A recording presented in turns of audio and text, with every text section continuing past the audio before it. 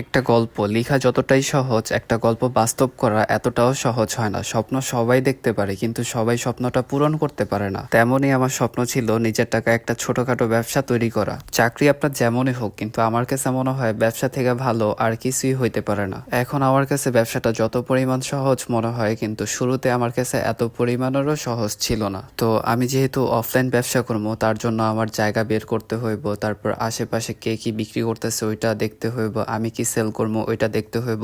সব দিক দিয়ে সবকিছু বিবেচনা করে তারপর আমার কাজটা শুরু করতে হইব। এরপর হচ্ছে অনেকদিন খোঁজাখুঁজি করার পর আমি একটা জায়গা পাই, আর আশেপাশটা ঘুরা ঘেরা দেখি কে কি বিক্রি করতেছে বা আমি কি করতে পারি। এগুলা দেখার পর আমি ভাবলাম যে একটা ট্রাউজারের দোকান আমিও দিই। শুরুতে আমার দোকানটা আরো ছোট ছিল, আর আমি 30 পিস না 40 পিস এরকম ট্রাউজার নিয়ে আমি ব্যবসাটা শুরু করছিলাম। তো আলহামদুলিল্লাহ, আল্লাহর বরকতে এখন অনেক ভালো চলতেছে। তো অনেকেই হয়তো ভাবতে পারেন যে ব্যবসা করতে অনেক পরিমাণ পুঁজি লাগে বা মার্কেটের দোকান ছাড়া ব্যবসা করা যায় না। এটা হয়েছে আপনার ভুল ধারণা। মানে আপনার যদি একটা কনফিডেন্স থাকে বা ভালো একটা বিশ্বাস থাকে নিজের প্রতি যে না, আমি কিছু একটা করতে পারবো, তো সেই ক্ষেত্রে চাইলে আপনিও ব্যবসা শুরু করতে পারেন। প্রথমে ছোট থেকে শুরু করলেন, আর একদিন আল্লাহ চাইলে হয়তো আপনার ব্যবসাটা অনেক বড় হইতে পারে। তো আপনি চাইলে নিজেও শুরু করতে পারেন একটা ব্যবসা ছোটখাটো। তো এভাবে আমি আমার গল্পটা শেয়ার করব, যদি আপনারা পাশে থাকেন। তো ইনশাল্লাহ দোয়া করবেন আমার জন্য, আমি যেন ব্যবসাটা আরো বড় করতে পারি আপনাদের দোয়ায়। তো সবাই ভালো থাকবেন। আল্লাহ হাফেজ।